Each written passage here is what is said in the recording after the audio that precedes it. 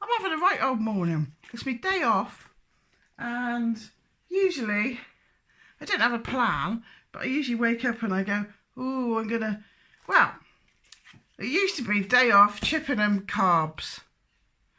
But something really good's happened, and that's not going to be my life anymore. Can't go into detail. That's me magic book. I thought that was funny.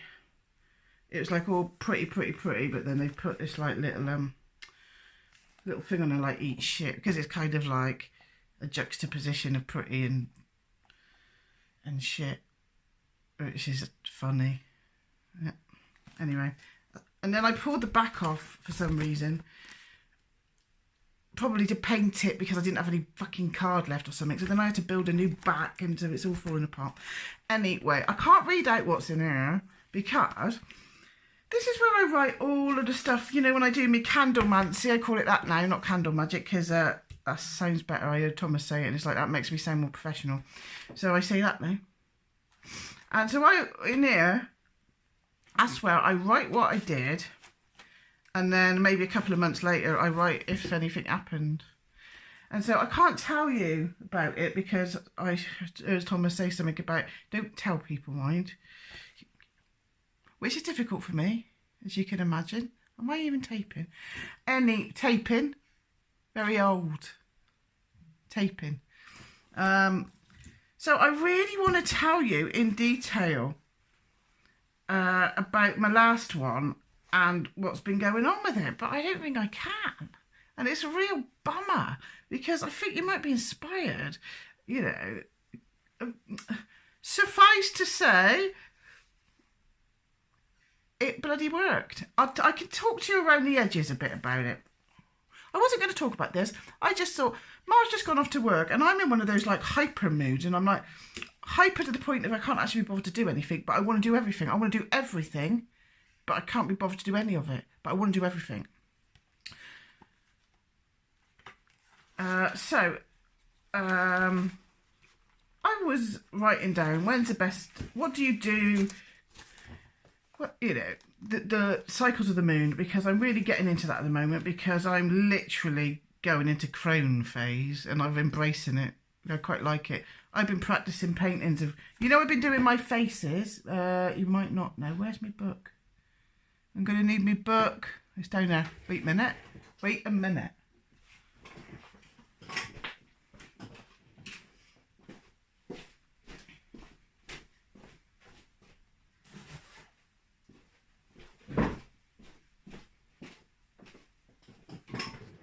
Right, so, you know I've been practicing me painting faces. I'm shit at it. Well, there's a reason. It's because I want to start doing some art about the crone. So, I'll show you some updated ones, because they were, you know those really shit ones I did? I've even updated them. I've got a before and after video I was going to make, but I can't be arsed. But look, you probably can't remember the before, but it was really shit. So, all I did was give her an eye patch and sort of like, sort her hat out, and she looks a bit better, doesn't she? Not as bad as it was at the beginning, is it? What other one did I update? I mean, let's just have a little reminder of quite how shit I was at the beginning. This is a woman. Jesus. So, I've been practicing and practicing and practicing and practicing and practicing, and they're getting okay now for what I want. Do you remember that one that looked like she'd had a bit of an aneurysm, bless her? Well, I've tightened her up a bit. I sort of like straightened her face up a bit and gave her a bit of a hat. And I quite like her now. What do you think? She's a bit odd, isn't she? But which way do I go? Not quite as bad as it was when I first did it. So the only reason I'm doing this is because I've got this in my head. Because I'm turning into an old crone myself. I'm really embracing her and loving her, and want to do some pictures with her. I accidentally did Mr. Bean. Yeah. So I felt they were starting to get a bit better. So yeah, I'm getting into, so can't really see. The whole point in learning faces is, like I say, because I want to do some pictures of crones Oh, this one's fucking terrifying. Terrifying. I'll show you a couple of the other ones. I'm quite proud of some of them. Some of them are still absolutely outrageous, but we're going to be doing, me and Mark are going to be doing a project together. I think she looks like that woman that used to be married to Morse. That's an accident. So, I'm getting into moon cycles. So, you know, just because I was wanting to learn about, because, you know, you got that symbol, haven't you? The maiden, the full moon, the maiden, the mother, the crown. Obviously, I'm still the mother, but I'm definitely going into the crown. And I'm embracing that, and that's good. You know, with lines come wisdom. Definitely, and I'm definitely getting more okay in my own skin. I'll come out with a few more cliches before the day's done, no doubt. But that's good. For the first time in my life, I'm really starting to be all right with myself. I'm okay. Warts and all. And maybe that's why crowns have warts and witches have warts and things. Did you know it was Oliver Cromwell that came up with that warts and all saying? Because he was like a Puritan, wasn't he? He got rid of Christmas, so he was a bit of a twat in that way. But he wanted it all real. So you know when all the posh people used to have their photos taken? Photos taken with a paintbrush back in the old-fashioned days.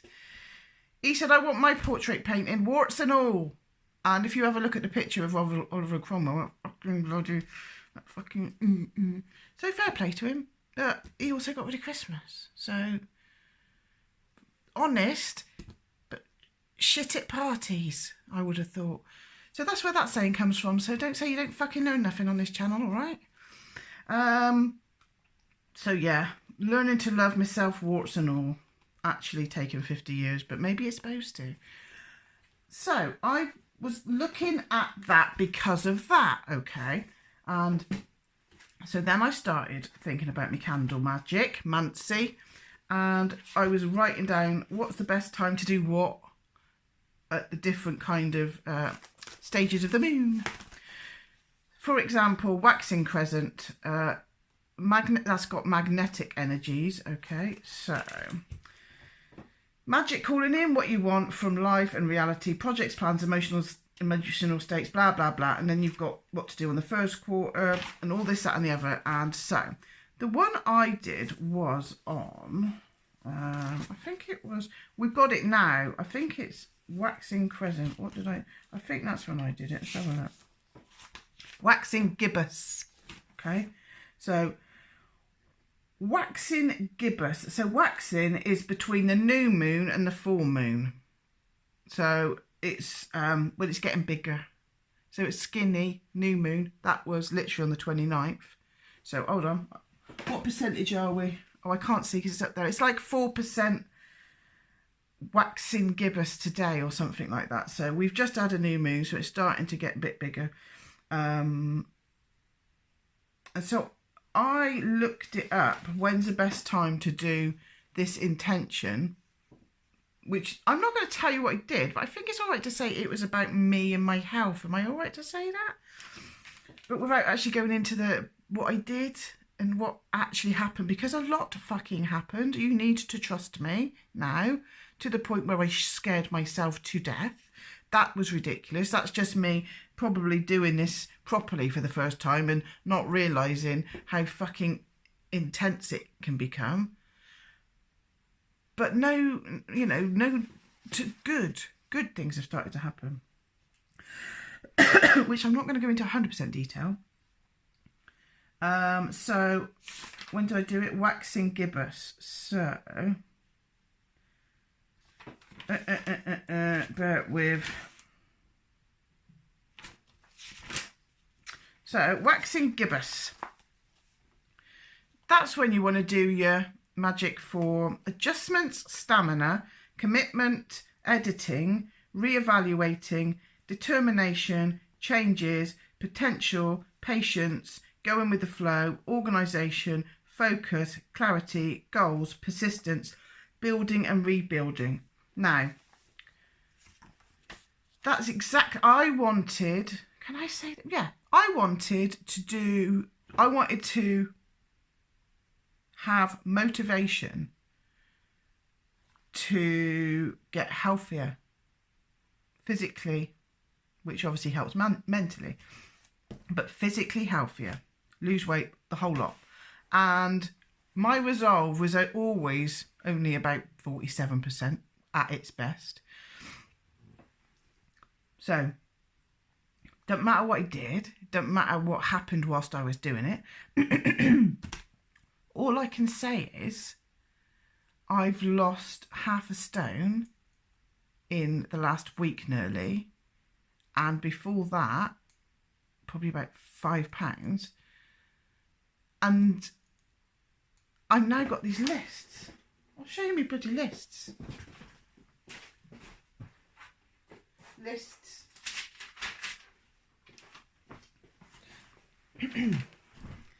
I've never been so bloody focused, organised and motivated. So this is me health weight loss goals list. Got all my tips. And on here I've got, because I'm doing the intermittent fasting and it really fucking works for me. It really does. So I've got a window of opportunity for me bits to eat and I've been sticking to it. I'm also like not just going mental in that window. I'm counting my calories, which I do on my app, which I bought fucking months ago because I knew if I paid for it I'd probably be more bloody, it's one I pay £3 a month for, I think, I don't know.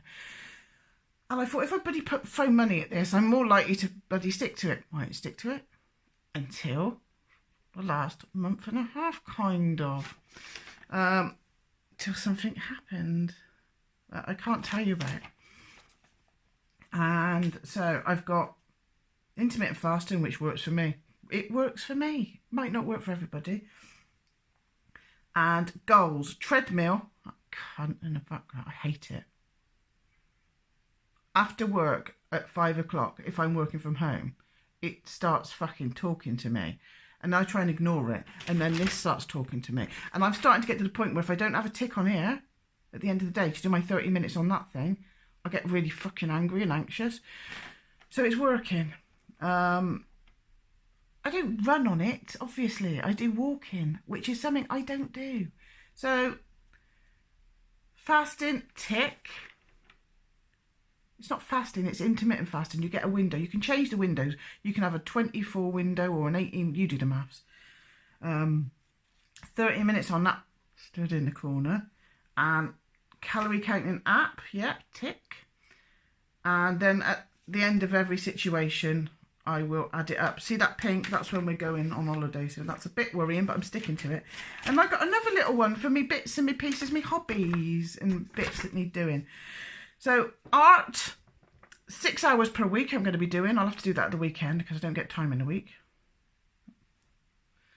Reading, an hour per day. And also I'm going to learn about the tarot because I really want to fucking know it. But I haven't been prioritising stuff that I want to do. So I haven't been bloody doing it.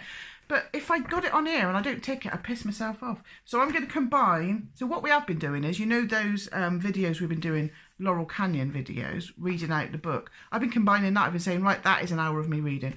I'm going to be combining it with my tarot then. So that's 2 things. So I read an hour or more about the tarot.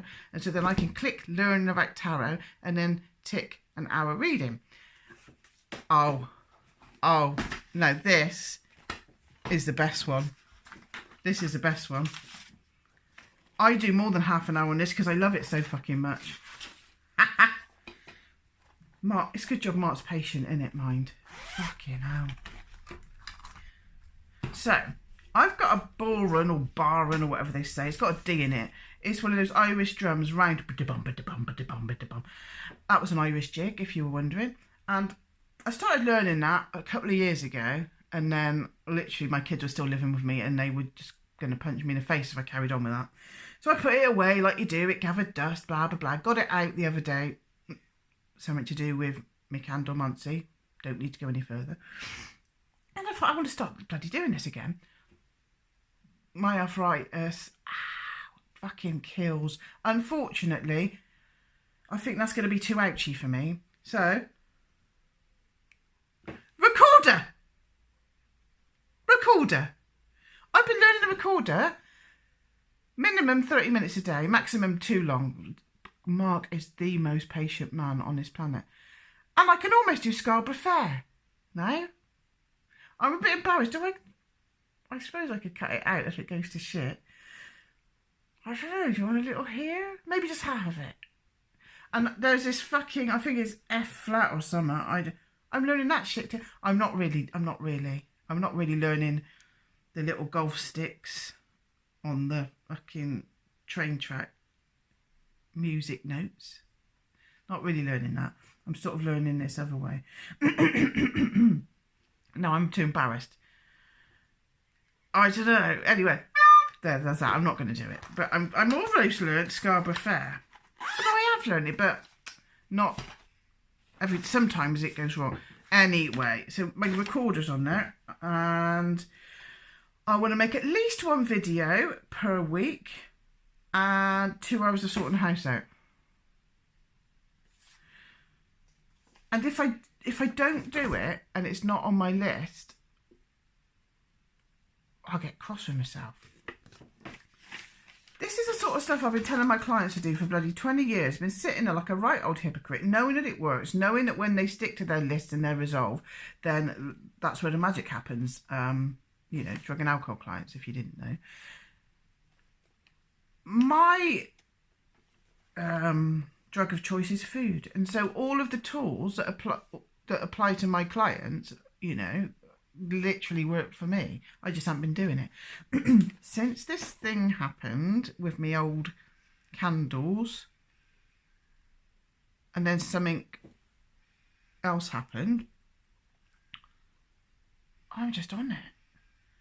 I can't even remember why I was talking to you about this. Why was I talking to you about this? So anyway, that's positive. So we got positiveness going on with regards to that. Why was I talking about that? Oh well, I'm surrounded now. And then I was like, I want to read a book. I started reading that book about fairies that I got at Glastonbury, but it's really boring. Because it's just, I mean, it's good to have this like list of every single sighting in Europe, literally going back to the fucking 18th century or whatever, of fairies and small people and blah, blah, blah, blah, blah. But once you've read one, Susan from County Down saw a green man 2 foot tall. Peter in London saw, you know, honestly, it's good to have that as a list, but it's so fucking boring. That's what I was reading for my hour a day. And Mark's like, don't, just fucking jack it in. I'm like, oh no, I've got to read it. And then I was like 2 minutes after Mark said that, I'm like, fuck this, I'm not bloody reading this. So I was looking for a bookshelf and I just can't think of anything to bloody read. And I'm not really one for novels, because I always thought that was wasting my time a bit. You know, I don't know. There's so much things to learn, isn't there? There's so many things to learn. I used to think reading a novel, I've lost them. Reading a novel was a bit boring. But, not boring, but a waste of my time. And so anyway, my lists. I'm going to have to, I think. And, Mark just threw these at me before we left the door. Now, I like a bit of Dostoevsky. I do. Crime and Punishment is just fucking stunning. So he's given me this, thrown this at me as he walked out the door. Notes from Underground, the double. Dostoevsky. So, let's read what that's about. Translated by Jessie Coulson. I am a sick man. I am an angry man. I am an unattractive man. Oh. Notes from Underground, 1864, is a study of a single character, the real man of the Russian majority, and a I'll probably get banned now, won't I? Has he been fucking cancelled? And a revelation of Dostoevsky's own deepest beliefs. One of his best critics, I can't fucking see. It's because I ain't got my other ones on as well. My new glasses that have been back to the shop 3 times are coming on Monday, so hopefully. Otherwise, I'm getting my money back because it cost a fortune. One of his best critics has said of the first part of it, One of his best critics has said of the first part that it forms his most utterly naked pages. Never afterwards was he so fully and openly to reveal the inmost recesses unmeant for display of his heart. The Double is a nightmarish story of Mr. Goliadkin, a man who is haunted or possessed by his own double. Is Mr. Goliadkin Jr. really a double or simply a fearful side of his own nature? This uncertainty is what gives urgency and horror to a tale which may be read as a classic study of human breakdown. That sounds like the stuff that Jung goes on about, doesn't it? It's like the subconscious. Now, this is a good book. No, this isn't a good book. Oh, yeah, no, this is a good book, but it's not the good book. I got quite a few books on Jung, and one of them's better than that, but I like the pictures. No, I've got, there's a really good book, actually, Jung. It's called Jung in a Week or something, and it gives you a little quiz at the end so you retain the information. It's quite good. And he also threw this at me as well as he was walking out the door. I like the pictures on the front. It's called White Noise by Don DeLillo. DeLillo. That. One of the most ironic, intelligent, grimly funny voices to comment on life in present-day America. Let's have a look at the back of this then. Jack Gladney, who is chairman of the Department of Hitler Studies at Blacksmith College, is afraid of death. So is Babette, who gathers and tends the children. Also afraid of death is Jack's son, Henrik Gerhardt, whose best friend is training to break the world endurance record for sitting in a cage full of deadly snakes. Well, we've all done that. That Hitler and death and poisonous snakes are so prominent in White Noise does not prevent it from being one of Don DeLillo's funniest novels to date. And that it is so funny doesn't mean it isn't eerie, brilliant, touching, and as serious as death. It is heart-stopping, as if we were listening to a massive glacier breaking up. So, he's thrown those two at me, and I was just looking on the interweb, and apparently Dostoevsky's got one called Demons, which is also called The Devils or something. Mark said he's got that somewhere, but he can't find it, or somewhere. So I don't know what to read. I mean, I've got me tarot book, because I got this one because Thomas recommended it. And I've started, I think I've told you, Make It Simple for Liz. I've only got major arcanas now that I'm learning, because the other ones are bloody, like Neil, what's his name, who does the megalithic tours, is Thomas's friend. He says they hid the majors in a normal pack of cards. So I'm not saying the other ones aren't important. I'm just saying maybe that would be a better way for me to learn it if I break it down into chunks. And obviously, I've said this in another video, do your tarot, or somebody does your tarot. It's always boring if you don't get some of these in it. So I'm going to just learn the major ones first. And so I found this little book in the Natural History Museum. That's a really good book. It's got mnemonics and everything to remember things by. Let's have a look at a little mnemonic, if I can find. I won't be able to find it now. But it's got really nice little wood carvings of the. Oh, nice they are. I like that. So, oh, it's got nice little quotes. So, for example, The Hermit. Little quotes. The Hermit, for Albert Camus.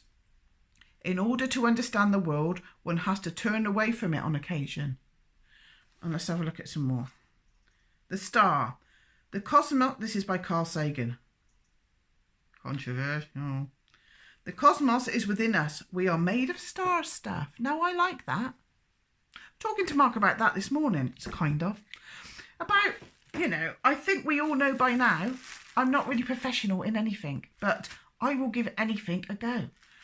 I've got a natural curiosity. I'm open-minded to the point where, like Ben's joke, a skeptic saying, you're so open-minded, her brain falls out. Well, you know, it's exciting though, isn't it? I feel really sorry for people that think they know it all, and you know the science is closed, and that's it. I know there's no God. I know that. Well, how boring that means. There's nothing else to learn, but there's so much to learn that I'm just like overwhelmed, and that's why I think it's good for me to have this list: 30 minutes of that, 30 minutes of that, because otherwise I don't get nowhere.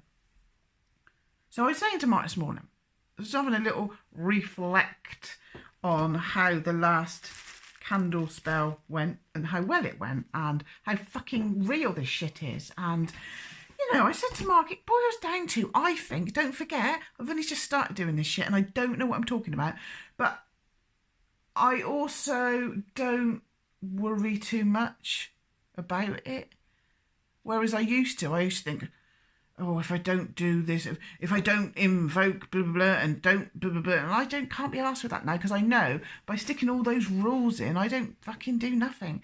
So I kind of do it all intuitively. Whether I do it right or wrong, don't matter. I'm getting a good result with this one, so something's gone right. I said to Mark, I don't think there is magic. I don't think there is such a thing as magic. Listen, hear me out. Oh, red face today. Hear me out.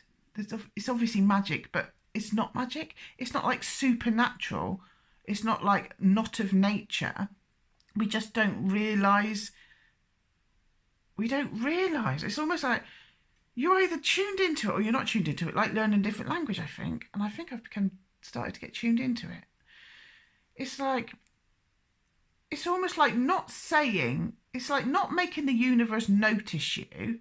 It's like the universe, maybe, this is just my thoughts, maybe the universe is always noticing you, but it's sitting there waiting for you to notice it, kind of thing, or to notice your place in it, or to notice that because it's you, you can have a bit of a say in it.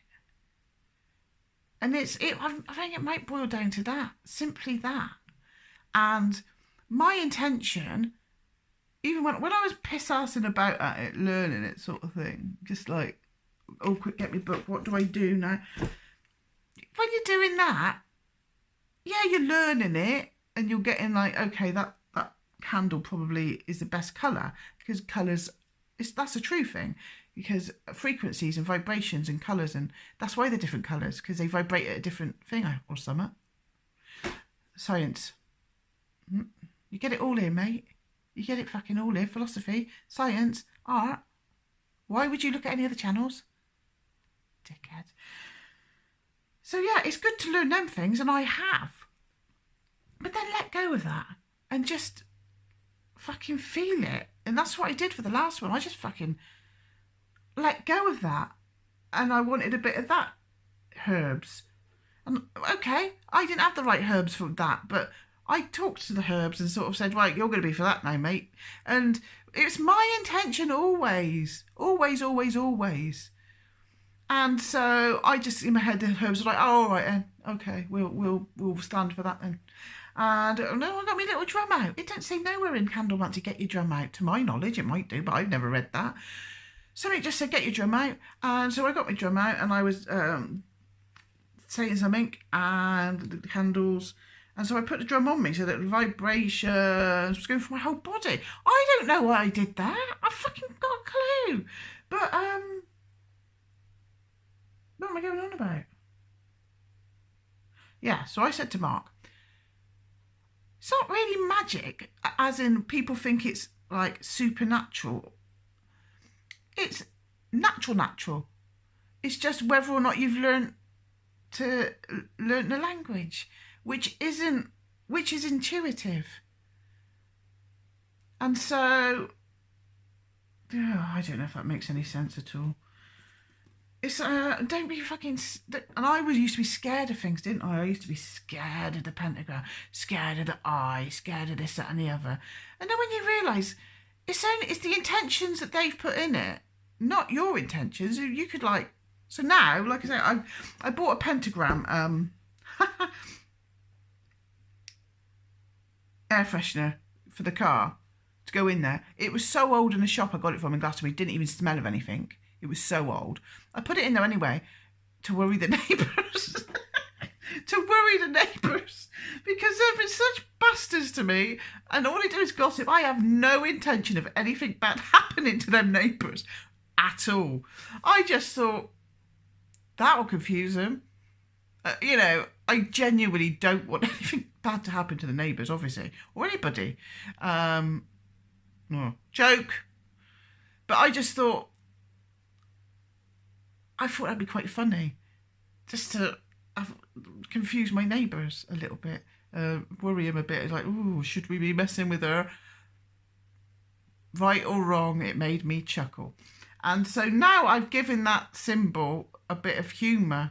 So to me, it's quite funny because I just imagine my neighbours like shitting themselves a little bit about all the horrible things they've said and done, and like, she's gonna put a curse on us.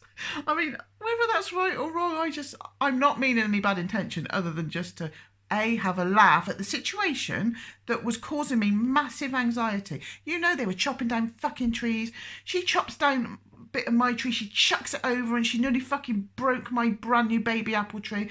All the stuff they've done. And so I didn't want to do anything bad to them at all, but I just thought that would be like kind of putting up a barrier and making them go, we better fucking maybe subconsciously stop being cunts to me because they might think I'm a fucking witch.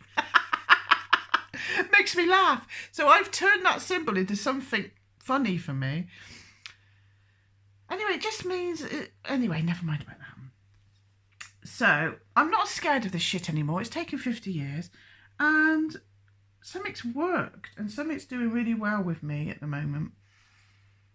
And so, I just thought today... Because I woke up and I thought, shall I do a magic spell? I don't need to do a magic spell. I'm really, really, really enjoying what's happened from the last one. You know, I don't want to... I also don't really think it's right to sort of force it. When I did one about her, when she was chopping that tree down, I'm yet to see, because I didn't have any bad intention to her when I did that one. It was just pain. Pain, pain, pain. So who knows? We're yet to see if anything comes out of when I did that one, when she chopped that tree down. Who knows? I was going to say, no, I don't know. I don't know. But I'm kind of basking in the fucking goodness of the one I did a month ago when we had the last waxing gibbous. I got to learn it. So I don't need to do another one yet. It's only when I feel something needs sorting. And so, yeah, so usually on a Friday on my day off, I would maybe go in there and do a bit of that. I don't need to do that today. And then maybe I do a bit of art, get all my art bits out. I'm not really in that mood. I've got to do 6 hours over the weekend or to tick my box off. But today I feel really sort of like restless and like, and for some reason I'm just drawn to my tarot. So I'm probably going to not put this one up yet, but add bits on during the day. So you can almost be with me today on my day off. And we'll see what we end up with. Because at the moment I feel really... It's really nice to have, that's it. That's why I can't go to Chippenham to have carbs. That's what the whole point of that, the last 34 minutes was. To explain why I couldn't go to Chippenham to have carbs. It's not it's not in my window. And carbs and what I used to have, like, I don't think about it this. Like a tuna sandwich on fucking fat white bread with chips. Used to like that. That's not me, and that's not a thing for me at the moment, which is fine. That's why I'm restless, because I can't do that, and I don't want to do any candle magic today. So that's why I'm a bit restless and flighty, and I feel like I'm surrounded by fucking culture. You know, I'm surrounded by fucking books, and so we might have a bookie day today. and I'll let you know. So I'm back. It hasn't been very long. So I started shuffling me tarot cards, and oh, it didn't feel right. And I started looking at my young books, and it didn't feel right. I'm too restless. I'm too like feeling creative. To want to do. It's bloody freezing in here, mind. I'm not just like doing a bloody hippie nonsense. It's the 1st of July, and my fingers are frozen. We don't get the sun in this window. So, do you remember? No, you probably don't. Why would you? Some might. Some of you might. Me and Mark do creative writing together. We have a little mess about, and sometimes it comes out good. And then sometimes people have a little go as well, and they email me sometimes with their creative writing that they've come up with after like being inspired by this nonsense. Emailing Liz at AOL.com if you do. So I'm feeling a bit creative. I'm surrounded by flipping books. Literally, I'm surrounded by books. Because I thought I was going to have a booky day, but I'm too restless to sit down and just like, I want to do. And I want to talk to you guys. It feels like you're with people, but they're not actually in your kitchen getting on your nerves when you do this sort of thing. It's like having friends, but they're not very high maintenance because I can just switch you off.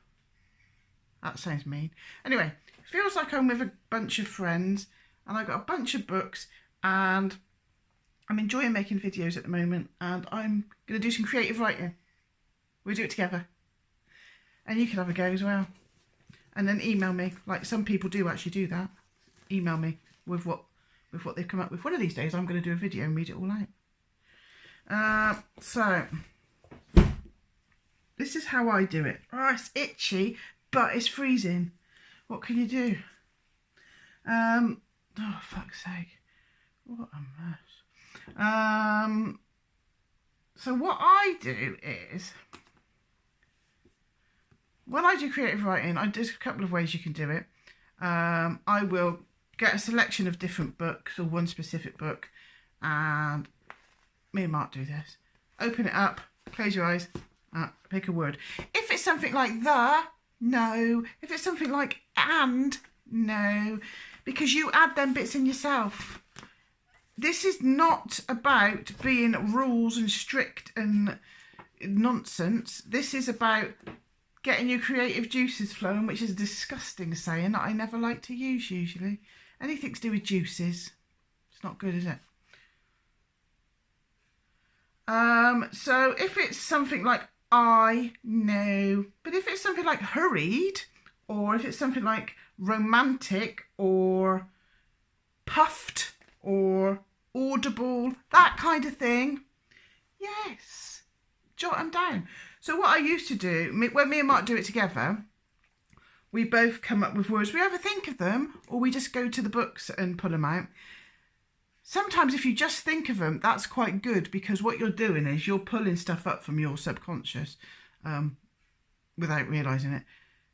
Just words. And when me and Mark are doing it, we write them down, chop them up, turn them upside down, and then we pick them at random. Mark could just pick mine sometimes, I'll just pick his, or sometimes we just pick the whole lot. God, that's better. So Mark's not here, and I can't be bothered to do chopping up business, so I'm just going to write him in one of my little books. So let's get going. So we'll do it together, we do it live, Children is the first one I came up with. Children. Disappointed. That's the next one.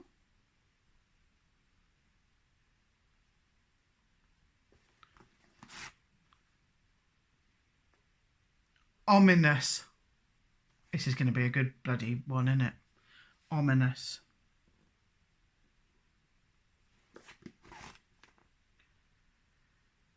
Graphics.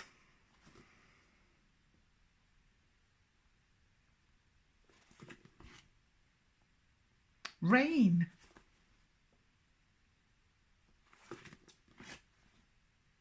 Three.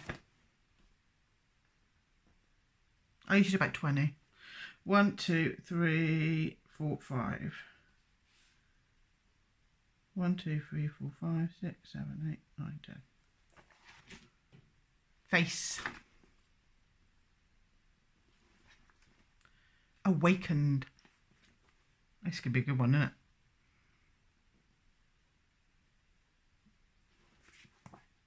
Cells. Fuck me.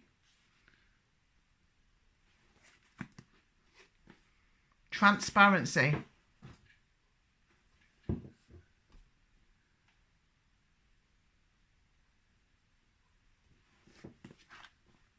Cage.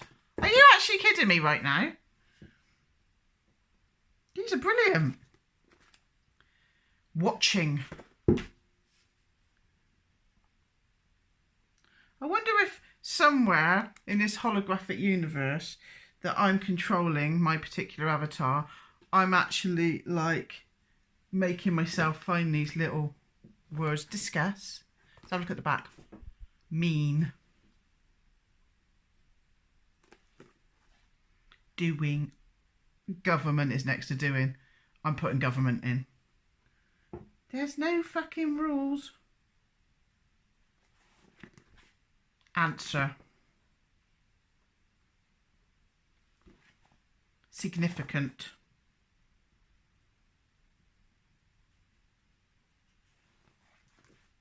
Crying. This is going to be a good one. These are great words. Humour.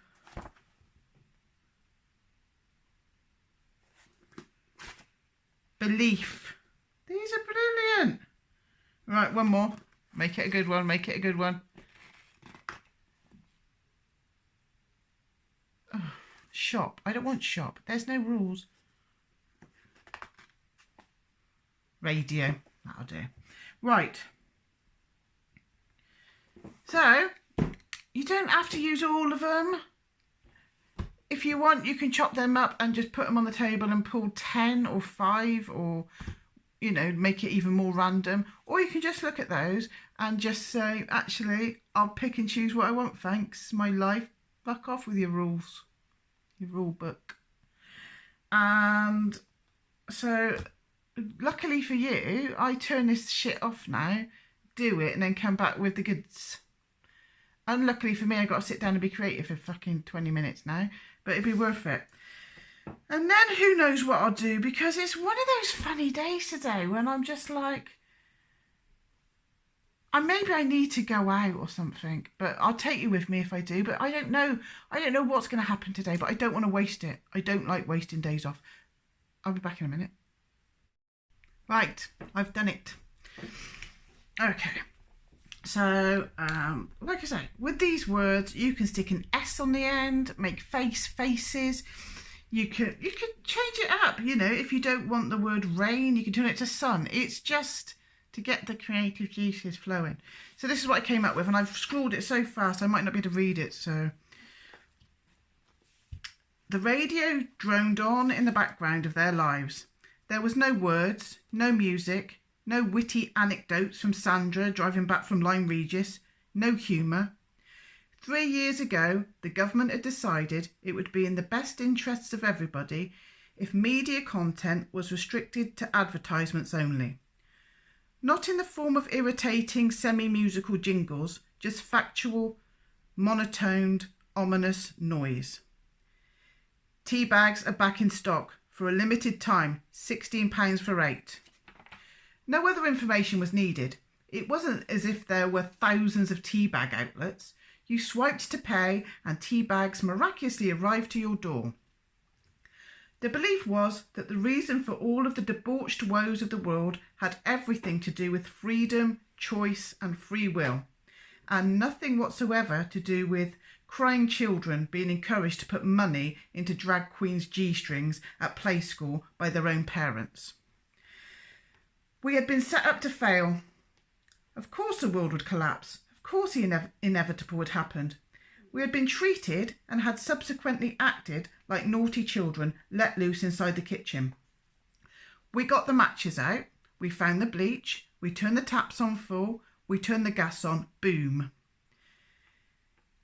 In came the ever-watching grown-ups, tidying up at a price, sitting us down, telling us off, and re-establishing the rules, now even harsher, of course. No one seemed to remember it was the grown-ups who gave us a key to the kitchen and positively encouraged us to run rampant around the kitchen. The kitchen became the cage. We couldn't be trusted with freedom, obviously, and as we awakened every morning in our cells, what else could we do but lament at the disappointed faces of the once oh so vociferous safe space advocates? They now had their safe space, so why weren't they happy? So, just a few words, I didn't use them all. I used children, disappointed, ominous, 3, face, awakened, cells, watching, government, humour, radio, crying and belief. And it's a good starting point. You know, it's all right.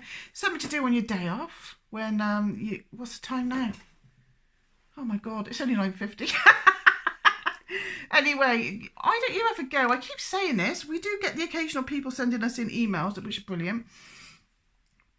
But yeah, if you're bored, just have a little go. Write some words down. You might surprise yourself. It's good for writer's block if you're an actual writer and you can't think of anything to write. Even if your story doesn't then go on to be about cages, kitchens and drag queens, the very act of getting that running and getting your brain working works. So I thought that was all right, something to do. And now I'm going to go and think of something else to do.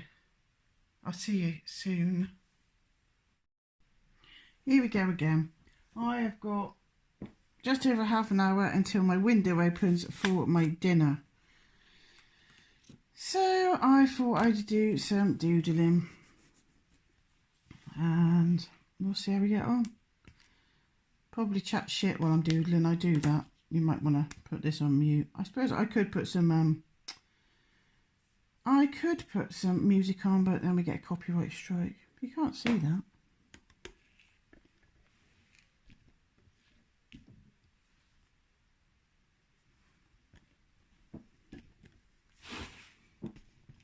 Not better.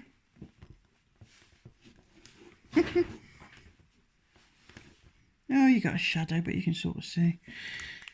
So, every now and again, I used to draw an eye, so I'm going to draw an eye. And you might have seen me when I do these doodly videos before. I don't use a pencil, I don't use a rubber, because this is just about creating expression, kind of just going with the flow and just making the mistakes work for you, really. So I'm going to do like a stylized eye because I don't care. So this isn't ever, when I do these, isn't ever about the finished product. Do you remember when we used to do, well, a few of you remember, when we used to do the Arty live streams? It was never about the finished product. It was just about giving everything a go. And trying to give your right brain a bit of exercise. So that's all this is about, all right? So what is going on in Liz's mad little head at the moment?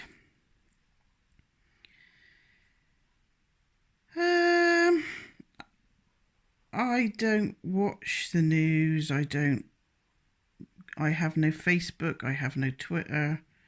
I have no whatever the rest of them are. I don't even know what they're called.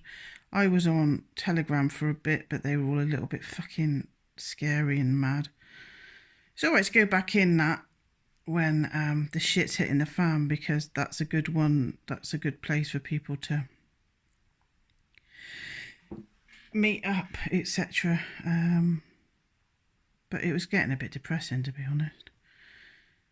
So it came as I've had a bit of a bloody situation ever since last night. It's been worrying me a bit. Hold on, I need a drink.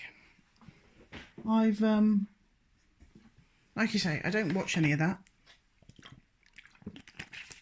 So I don't get fear porn. I don't fear porn myself because I can't cope in this little world. If I do, I can't actually. I go like, when I've got all the worries of the world on my shoulders, I kind of become paralysed and I don't get anything done on a spiritual level, on an anything level. It's not good for me to do that sort of thing. So I avoid it like the plague. Unfortunately, I clicked onto, I do have a Proton Mail, but most people who email me know my email address that I've had for 20 odd years. So unfortunately, that's AOL. And even when you're signed in just to look at your mail, sometimes it cheekily sends you over to the what's happening today thing. So every now and again, I get this bullshit in my head. And that's what happened last night. So, you know, everything's going really positive in my life at the moment. Really good. Boys are doing well. Me and Mark are okay. I'm literally starting to sort my fucking shit out for the first time in my life. I love my work, blah, blah, blah. And then some nonsense. I mean, I'm not going to dwell on this because it's unhealthy. But maybe it's good just to get it out of my system by just chatting about it. Let's make sure I'm videoing. No, I'm videoing. So it was just, and I know it's fear porn, but like I've said before, I'm a product of this world. I'm a product of the conditioning. I get, you know, it can work on me as well. Their nonsense can work on me as well because, like I say, I'm a product of their nonsense, aren't I? You know, I was in this world as a child, being brought up on Tavistock television. So I'm susceptible to it, of course. You know, when I choose, you know, I make myself a bit safer by not discussing it, going into too much detail about it on the videos. I try to stay away from those kind of videos these days, especially health ones. But it just sort of, unfortunately, this one filtered, it seeped in. And it was about the C word coming back again and how it's going to be worse and are we going to get the V words updated in time? And I'm like, are you fucking kidding me? And it's not that, you know, obviously I don't worry like the majority of the people about it being a bad cold. Yeah, it is whatever it is. I personally think that it's a bioweapon. Yes, you know, I know some, and I did for, no. I know some people say, oh, some people think it's a natural thing that, oh Christ, hello, what was that? I don't get many of them, I don't have many friends, what was that? Oh, I'm going to have to turn it off and check that out. Yeah, it's Connor sending me a funny song. A parody of the nonsense. What's it going on about? Some people think that, yeah, it's a real thing, and they're just taking advantage of it to do what they want to do. I don't believe that because they wouldn't have had that practice, would they?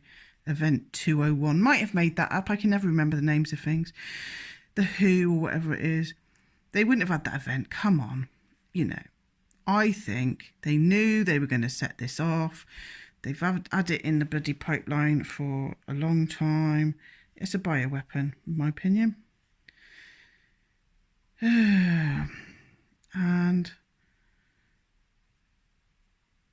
you know, we went for, you know, for a few months now,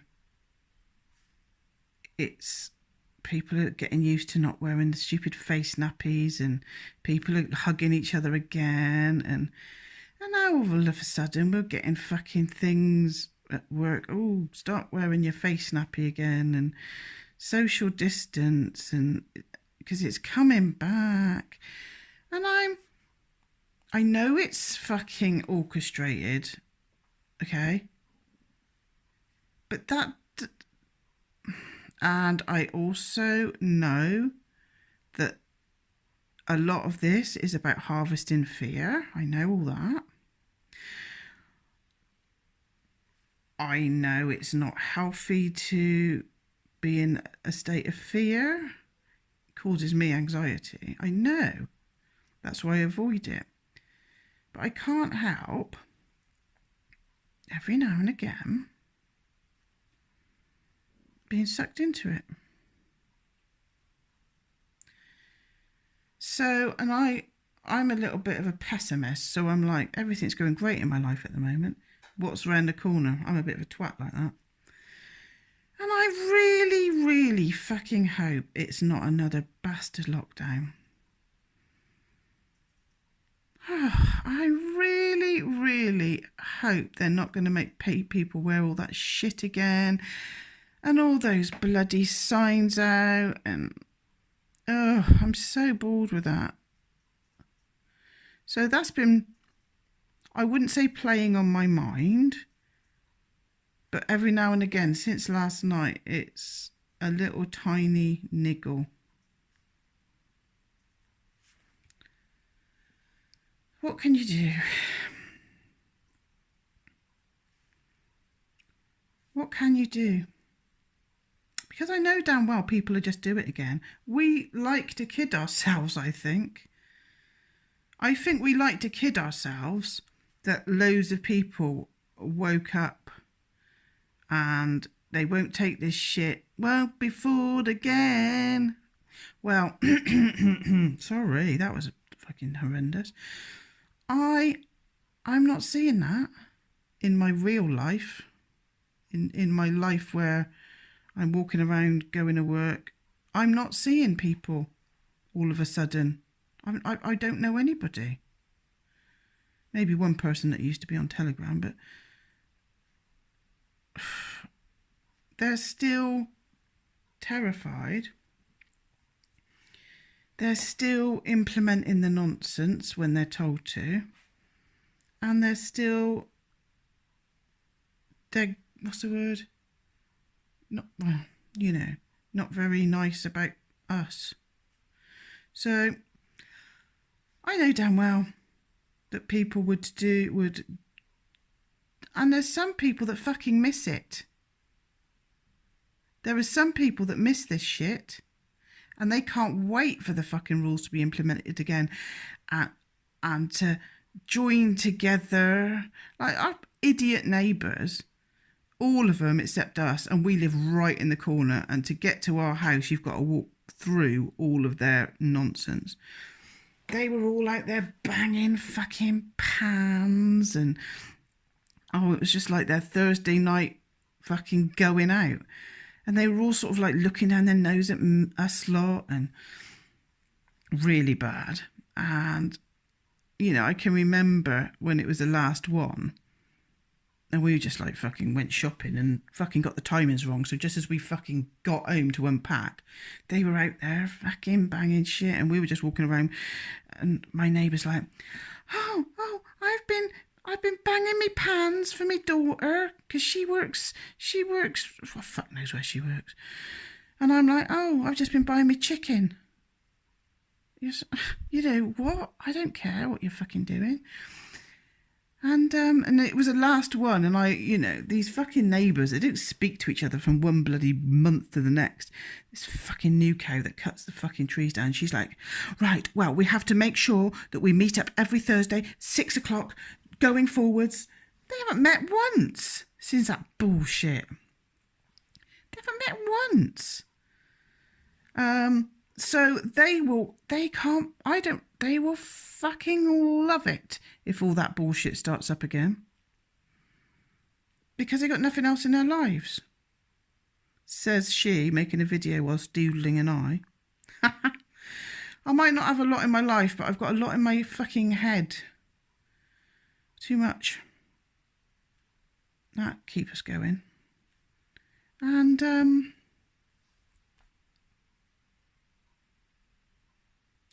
a little bit of me is a tiny bit worried that all this bullshit is going to come back again. Because of idiots wanting it to come back again. It's exciting. The Blitz spirit, they love it, don't they? But I really hope it doesn't. And if it does, I mean, we all know it's because, you know, what's it going to be?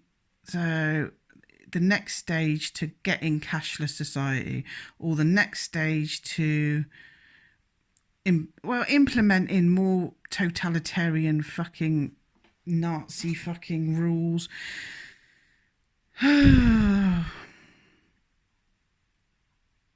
That's what they do it for.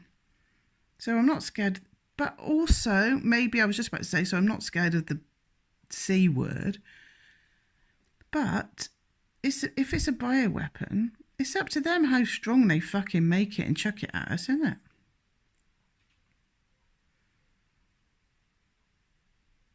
And because it worked so well 2 years ago, they're not going to fucking stop.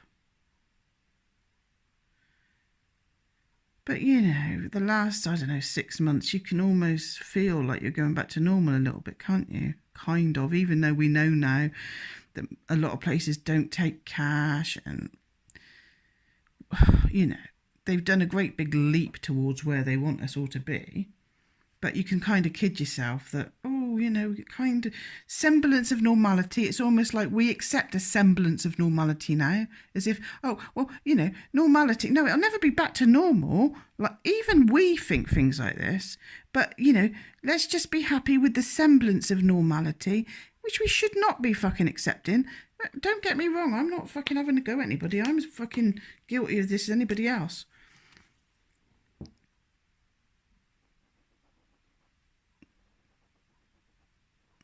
Oh, I don't know. So that's been on my mind a little bit, unfortunately. Unfortunately. It's relentless, isn't it? Bloody relentless.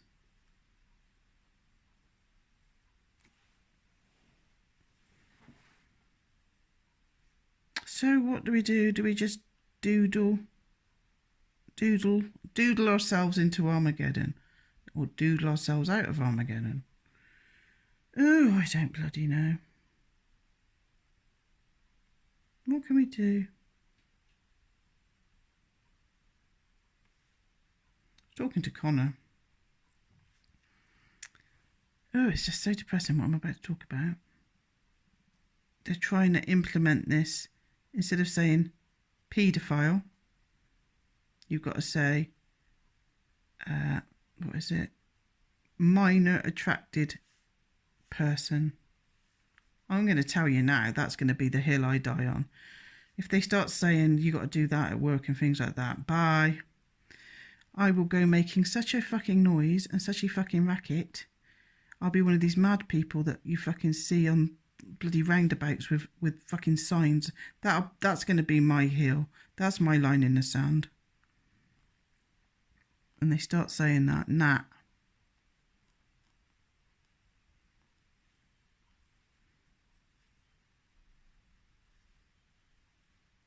And if that's not the same for you,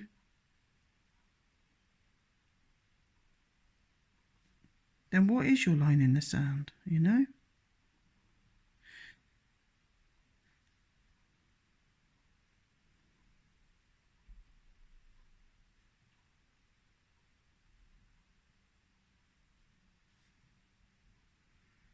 I keep going back to like Stanley Kubrick in Eyes Wide Shut and you know, other things like that, about how I think he's pointing the finger back at the audience and saying, well, you're just being a voyeur to this. What are you actually fucking doing about it? You're watching a film about this. I'm hinting and I'm telling you what the fuck's going on. You're just going to carry on watching this for entertainment. I think that's what he's doing.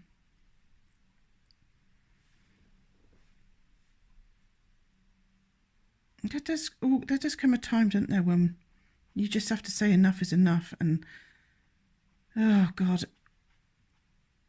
did you see that bloody thing? I wish I hadn't seen it, but this fucking like 8.5-month pregnant woman with an actual like toddler in her arms, and she had a pregnant belly out, and it was one of these anti-abortion rallies or something.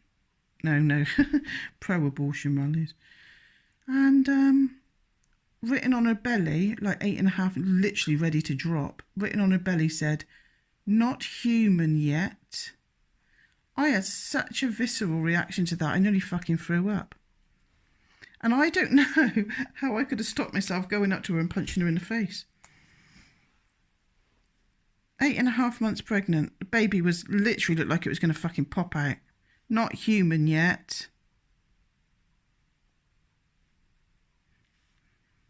But the thing is, maybe that was a fucking psyop, because that made me really, really violently angry. And like I say, if I'd have been anywhere near that woman, I wouldn't have been able to fucking stop myself from fucking launching at the cow. Maybe that's what they want. Maybe, like, you know, you get at these rallies where they spell the name, you know, they want to make us look stupid and they spell the word freedom wrong and things like that. Maybe she was one of those, and she was just put there to wind us up, so that we, or the, you know, the other version, the us that were at that rally, maybe they wanted to wind them up so much that one of them did get fucking violent. That makes sense to me now. Even knowing about this shit, knowing about Tavistock, knowing about MK Ultra, knowing about fucking PSYOPs, knowing about the CIA, knowing about everything that's going on, still doesn't make you immune. And you still sometimes have, more than sometimes with me, the reaction that they want you to have. We might catch ourselves and stop it before it becomes too bad, but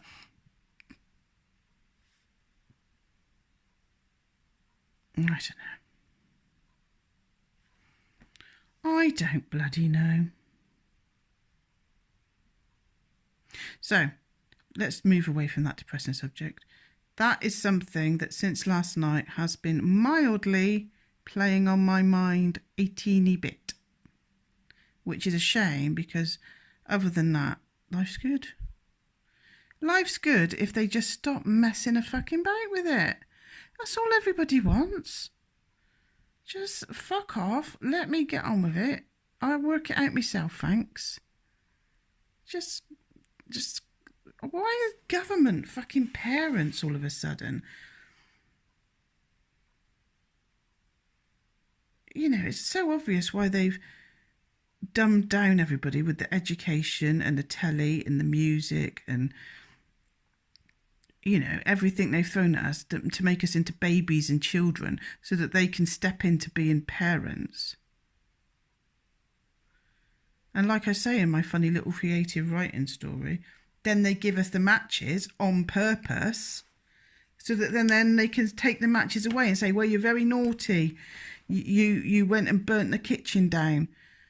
Well, we wouldn't have done if you hadn't have given us the matches. If you hadn't have said to us, no, we're having fucking drag queens in fucking playgroup, bitch. And we're going to encourage kids to put fucking money in their fucking thongs. And we're going to have 8.5-month-old pregnant women with things scrolled on them saying, not human yet. And, well, just because that wound you up and you got all violent about it, well, it proves that you can't be fucking trusted, doesn't it? So we're being played left, right and centre. As was I saying, go into hell in a handbasket or whatever that means. Oh, bloody no. Yugas, isn't it?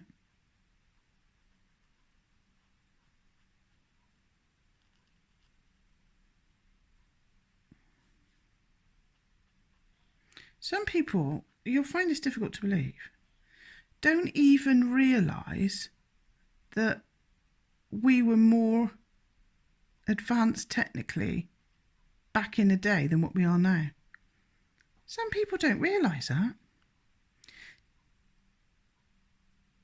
Some people believe things like there was thousands of slaves that built the pyramid. Some people believe that, you know, those little books with all the little slaves in, and some people believe that's how the, you know, are you fucking kidding me, mate?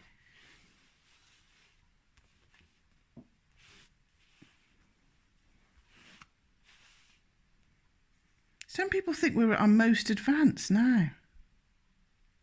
What, because we've got a fucking iPhone?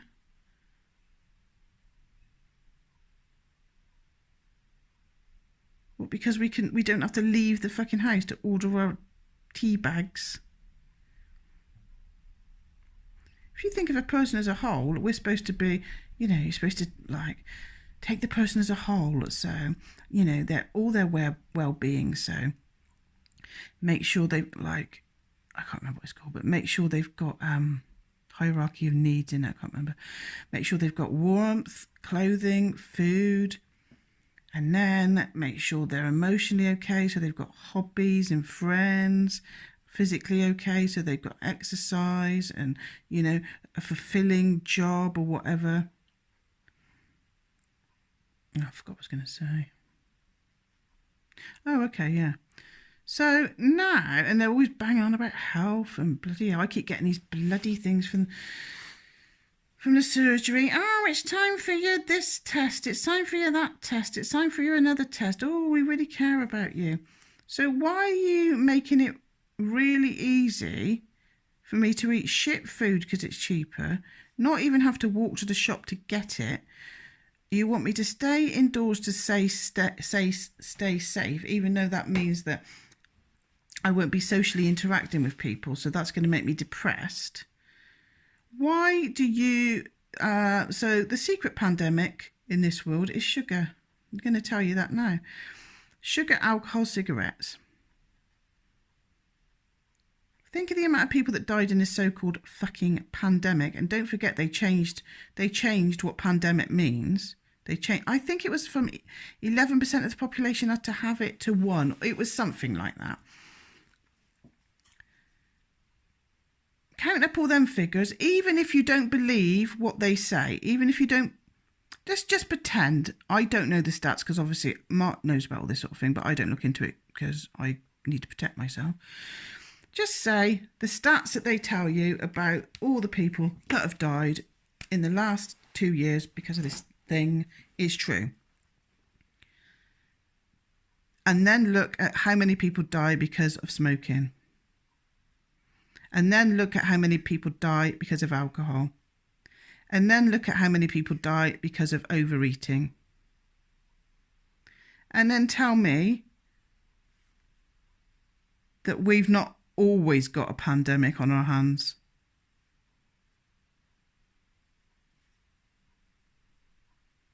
What are they doing about that? What are they doing about that?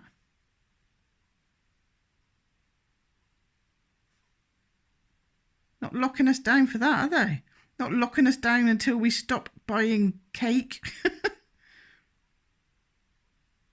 And to be fair, until my bloody recent epiphany, that's what it would have fucking took. Better check I'm still taping. If you've stayed with it this long, mate, fair play to you. I don't know what's going on. It's more like a fucking fish than an eye, isn't it? It's fine. Oh, listen to that. Can you hear that? Ambulance. Never heard so many bloody ambulances in my fucking life. Yeah, let's try this light grey one. Shall we see what happens here? Never heard so many ambulances in me pig in life. Exactly the same as the black. Well, that was really fucking useful, thanks.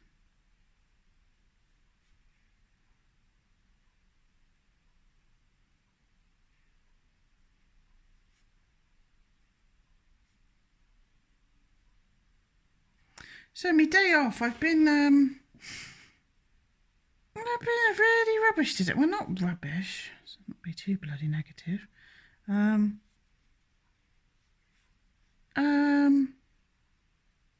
being able to relax, not being able to settle. I might have to get me paints out, you know.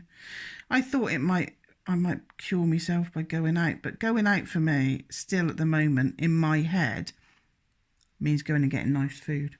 When I go out on my day off, in my head, I still associate it with that. So I could either go out after I've eaten in a minute, but what fun. I'll just wait for the weekend and go out and Mark.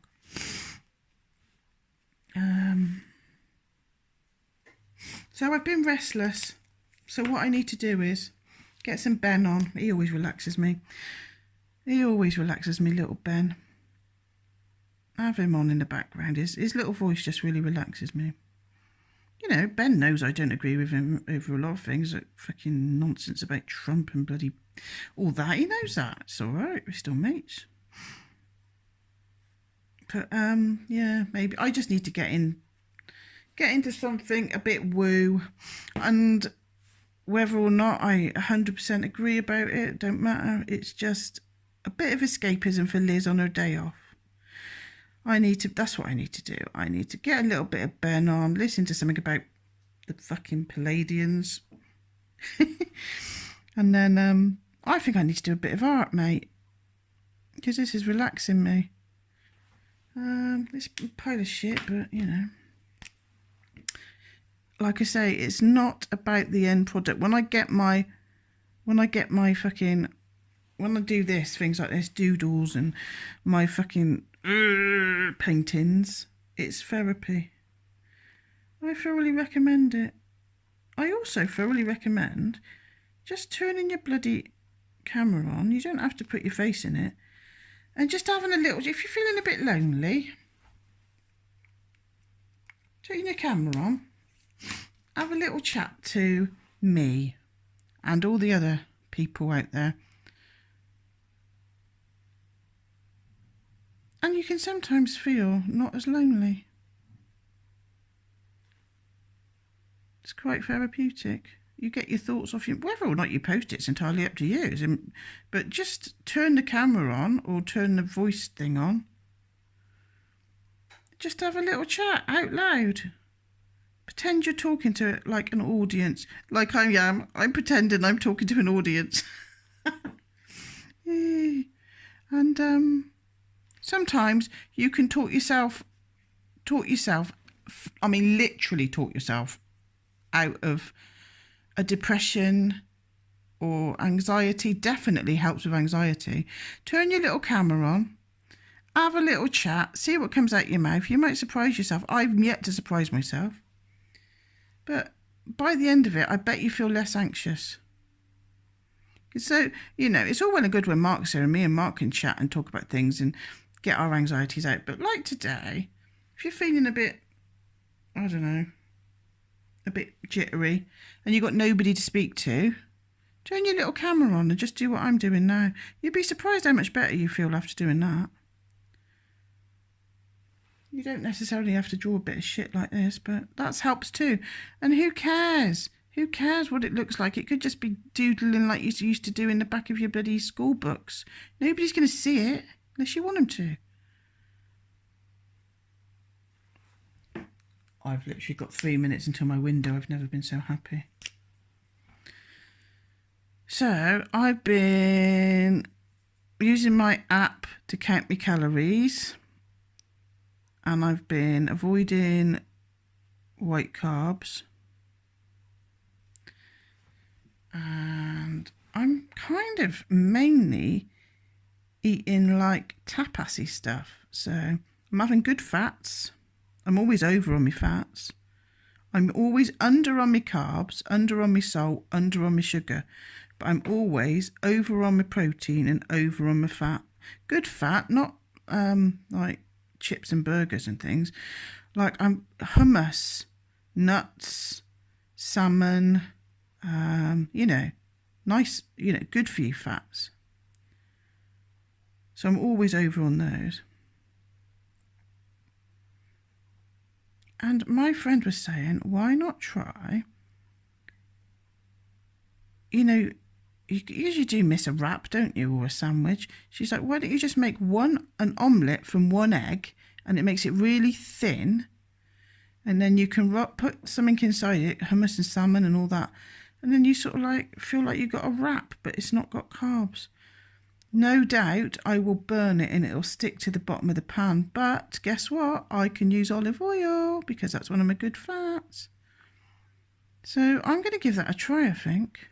I'm going to say goodbye to you lot now because I've made myself hungry and I'm in my window, so bye. Right, I'm back again. I've had my dinner and quite delightful it was too. So I was thinking, I've talked about this before, probably in my arty live streams. Have you ever seen the Tibetan mandalas that they make with sand? The most amazing things you've ever seen in your life. Go and Google Tibetan sand mandalas now if you haven't seen them. Oh my God. Well, they take months sometimes to make by a group of Tibetan monks. And they're always, I think it's 5 foot or something by 5 foot. And there's nowhere on the mandala that is a different distance, you know, anyway. All different colours.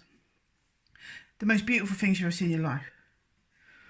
And then they they go like this when they finished.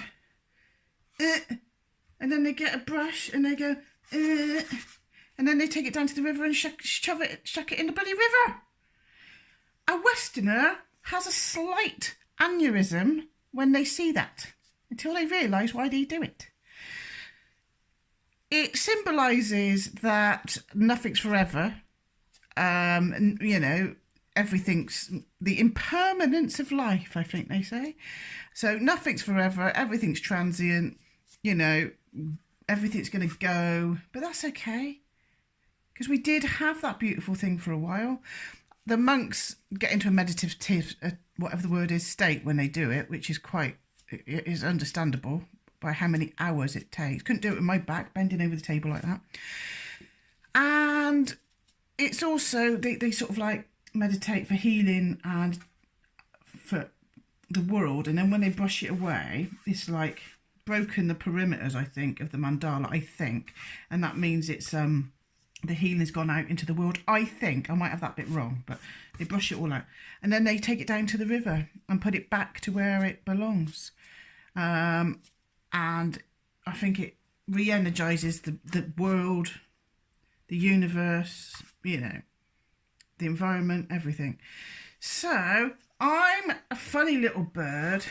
I don't think this is good. So I've got a baking tray. All right. Where can you see it? Baking tray, a sieve, and some plain flour. And what I'm going to do is I'm going to do something that's absolutely nothing like the Tibetan monks do. But I'm trying I'm trying to do all these things to maybe give people little ideas what to do if they're feeling like me. I'm having one of my days where I'm just like, don't quite know what to do, but sometimes you can be in danger of going down all sorts of, going on the internet and coming out the other end a little bit war weary, can't you? You can go down rabbit holes, you can waste your whole day on the internet or navel gazing, or, you know, this is about me trying to not do that. And I think the biggest accomplishment of the day will be making this video, because it's literally real time me trying not to have mental health problems on my day off by getting bored. So I found this video. I haven't listened to it yet, so it might be a load of shit. I doubt it. So it's Alan Watts, Trust the Universe and Control Nothing. Okay, I haven't listened to it yet, so I don't know if there's adverts in it. I have no idea. So I thought I've honestly never done this before, and I've not even practiced, so this could come out completely ridiculously, stupidly wrong. It probably will, but who cares? It's only a bit of flour in it at the end of the day. And we'll listen to what Alan Watts has got to say on trust the universe and control nothing, because it's a little bit like when I was talking about my candle magic in it. Yeah, the minute I stopped trying to control what I was doing, that's when the magic literally started to happen. So we'll listen to Alan Watts.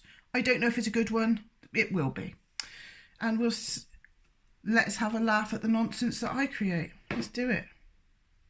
Am I videoing? Yeah. Lao Tzu puts it in this way: the great Tao flows everywhere, both to the left and to the right. It loves and nourishes all things, but does not lord it over them. And when merits are accomplished, it lays no claim to them. The more, therefore, you relinquish power, trust others, the more powerful you become. But in such a way that instead of having to lie awake nights controlling everything, you do it beautifully by trusting the job to everyone else. And they carry it on for you. So you can go to sleep at night and trust your nervous system to wake you up in the morning. You can even tell it, I want to wake up at 6 o'clock, and it'll wake you up just like an alarm clock. This seems a sort of paradox to say this, but the principle of unity, of coming to a sense of oneness with the whole of the rest of the universe, is not to try to obtain power over the rest of the universe. That will only disturb it and antagonize it and make it seem less one with you than ever. The way to become one with the universe is to trust it as another, as you would another, and say, let's see what you're going to do. But in doing that, you see, in saying that to everything else that you have been taught to think is not you, you are also saying it to yourself.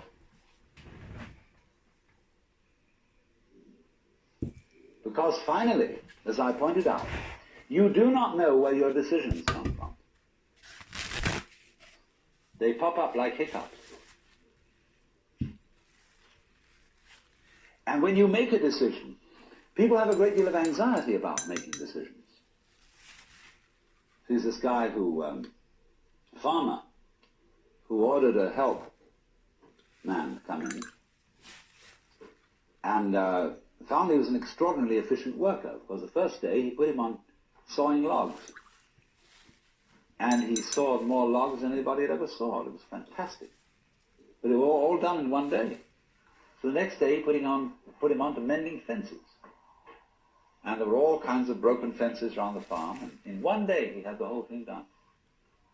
So he thought, what am I going to do with this guy? So he took him down into a basement and said, look, here are all the potatoes that have come in from this harvest. And I want you to sort them into 3 groups. Those that we sell, those that we use for seeding, and those that we throw away.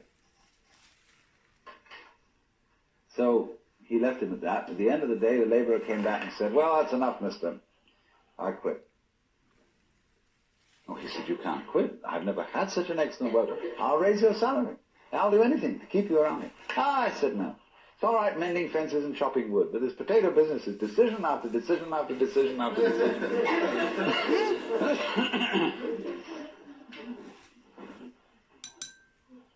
So when we decide, we're always worrying, did I think this over long enough? Did I take enough data into consideration? And if you think it through, you find you never could take enough data into consideration. The data for a decision in any given situation is infinite. So what you do is, you go through the motions of thinking out what you will do about this. And then when the time comes to act, you make a snap judgment.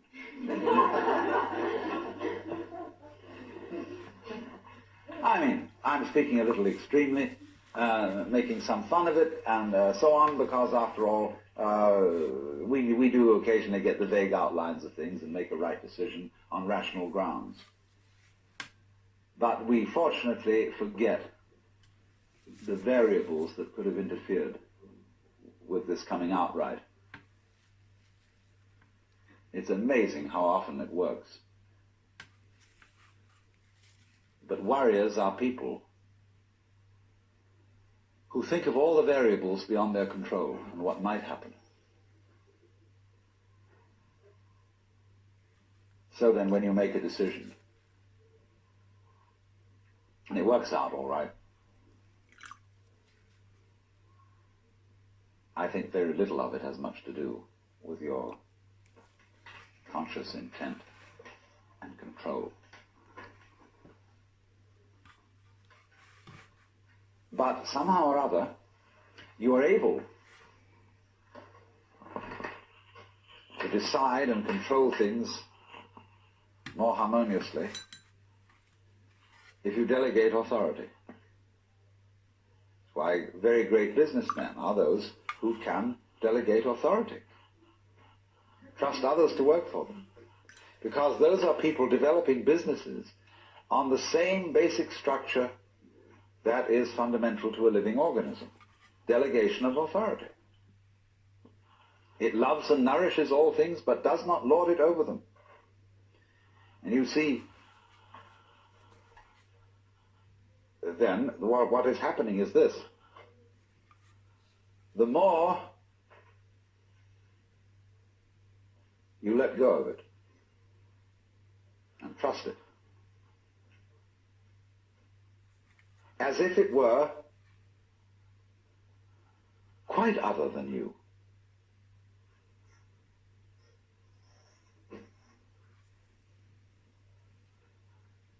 the more you realize the inseparable identity of self and other.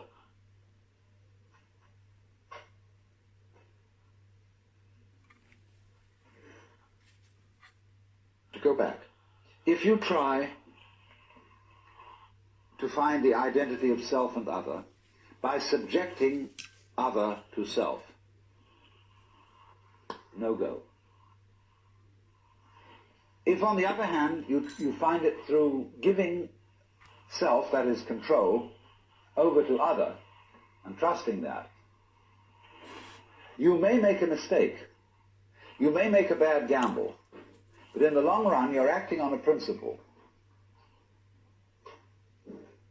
which has the backing of evolution.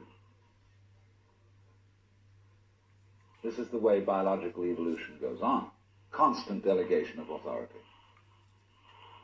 That's why, obviously, the democracy is superior to the monarchy. It was de Tocqueville who said that democracy is always right, but for the wrong reasons. Because there is operating in a democracy the principle that Buckminster Fuller calls synergy. And synergy is the intelligence of a highly complex system, the nature of which is always unknown to the individual members. Because that goes back again to this point, that we're always entering a new environment. We don't ever know fully what the new environment is, because the only environments we know are the past ones. There is always then operating in the development of cellular life on any level a new way of organization, higher than any existing form, and we are not aware of it until after it's happened. If you ever saw, for example, the film Kon-Tiki, this man figured out a few things as to how to make a balsa wood raft to sail from South America to the Pacific Islands. But once he had set this in motion, he discovered that all sorts of unexpected factors cooperated with him. That when the wood got wet, it expanded so that the ties bit into it and held it completely secure. He'd never expected that. And he found that as he sailed along, a flying fish would simply alight flat on the deck every morning for breakfast. That all kinds of natural factors, it was this, he'd touched a key where he was flowing with the course of nature, and everything cooperated with him. Because he had touched the key. He had made the act of faith. And he was just picking up, in other words, a practice which had been hundreds and hundreds of years ago, had been followed by others who had worked it out by their great ecological awareness.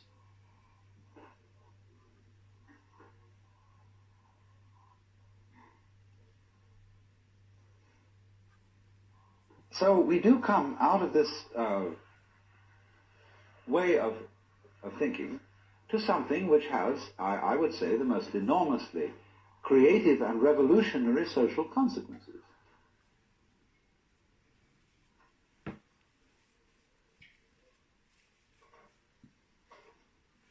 That it has become not virtuous, not self-sacrificing, not anything like that. It has become the hardest practical politics to let go control to others, to give up trying to dominate the scene.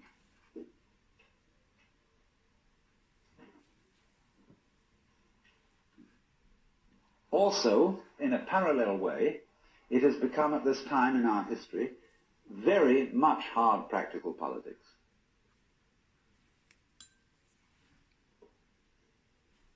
To learn how to enjoy ourselves. You can go to the Protestant people with their Protestant ethic who are against this kind of thing, and now say to them with great glee, it is your solemn duty to learn how to enjoy yourself. Why? Because in an age of leisure, people have really got to know how to enjoy themselves. Because if they don't, they'll smash the whole future of the human race.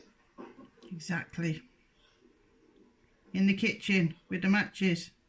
So a utopia has become not some sort of a dream, but an urgent necessity. We can't do without it. Because if we try to do without it, what's going to happen is that we are going to terminate our race in a mutual massacre of scapegoats.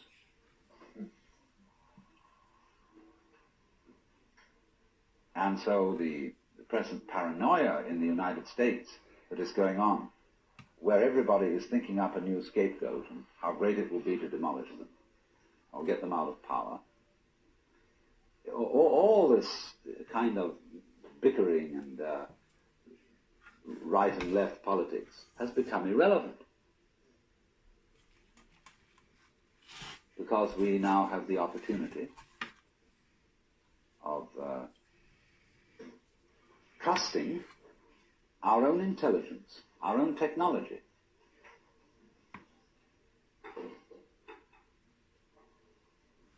to take the risk of doing what we want, which will work to the extent that we realize that what I want, basically, what I really want is what you want. And I don't know what you want.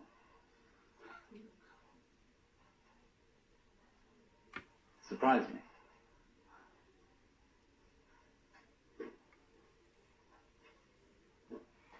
But that's the kinship between I and Tao. So when I ask, I go right down to the question, to be started with. What do I want? The answer is, I don't know. When Bodhidharma was asked, who are you? Which is another form of the same question. He said, I don't know. Planting flowers to which the butterflies come. Bodhidharma says, I know not. I don't know what I want. Well, when you don't know what you want, you've reached the state of desirelessness.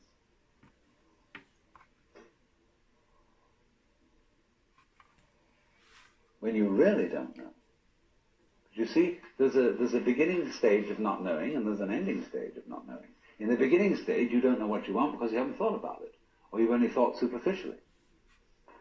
Then when somebody forces you to think about it and go through it and say, yeah, I think I'd like this, I think I'd like that, I think I'd like the other, there's the middle stage. Then you get beyond that. Say, is that what I really want?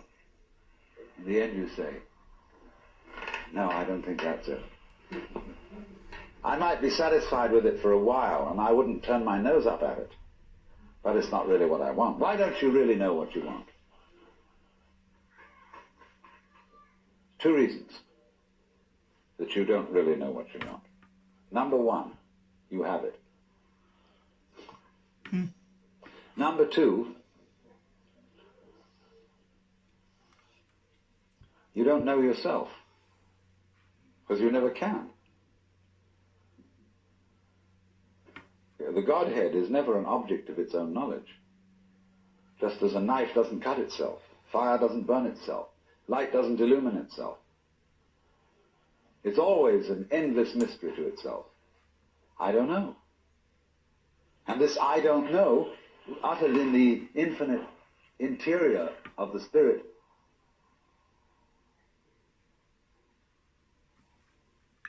this I don't know is the same thing as I love, I let go, I don't try to force or control. It's the same thing as humility.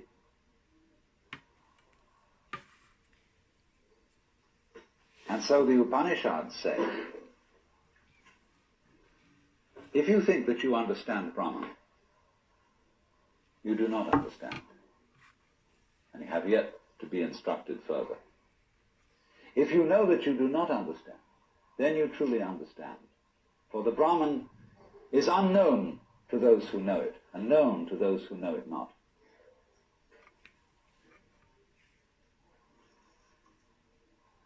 And the principle is that any time you, as it were, voluntarily let up control, in other words, cease to cling to yourself, you have an access of power. Because you're wasting energy all the time in self-defense, trying to manage things, trying to force things to conform to your will. The moment you stop doing that, that wasted energy is available. And therefore, you are, in that sense, having that energy available, you are one with the divine principle. You have the energy. When you're trying, however, to act as if you were God, that is to say, you don't trust anybody and you're the dictator and you have to keep everybody in line, you lose the divine energy. Because what you're doing is simply defending yourself. So then, the principle is, the more you give it away, the more it comes back. Now you say, I don't have the courage to give it away. I'm afraid.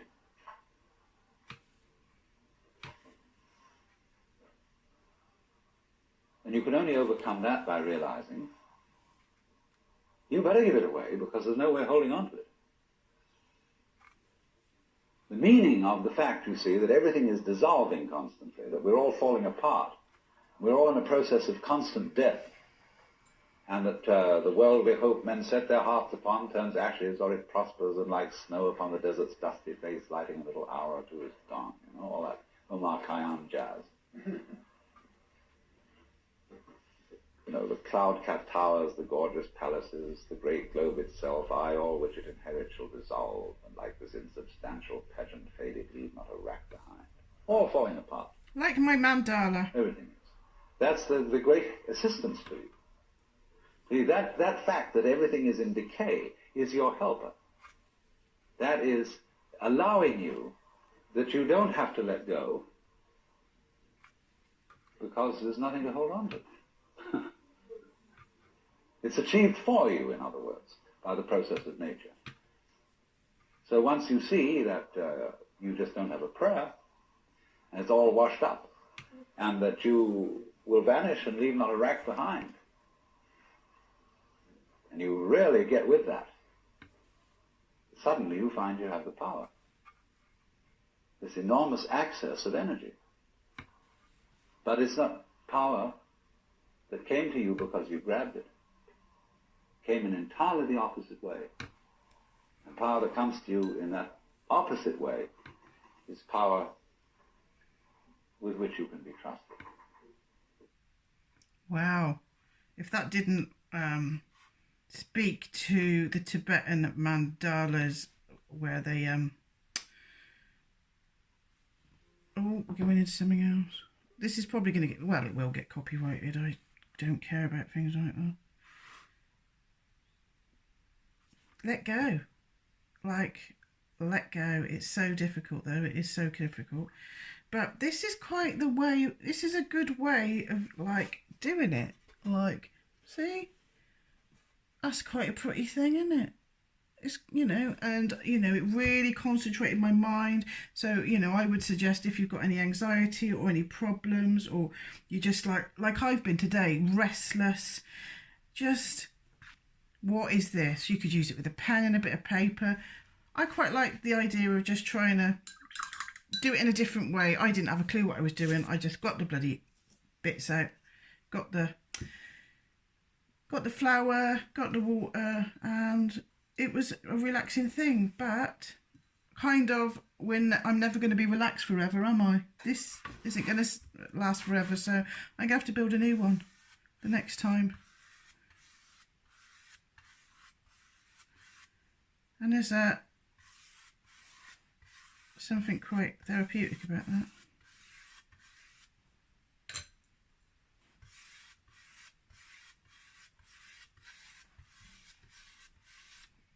So let's imagine all the peace going out into the universe. First of all with you lot. Hopefully watching that was quite peaceful.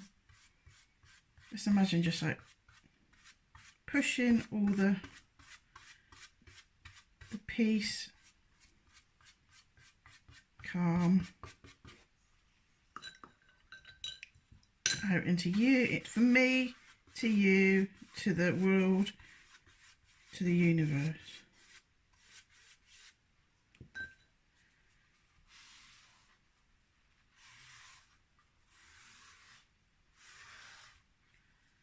I can't bloody bake any cakes on it, so I might as well do some bloody art on it, haven't I?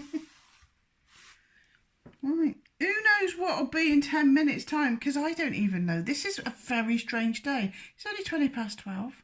Let's go and have a bloody ever. Oh, Christ.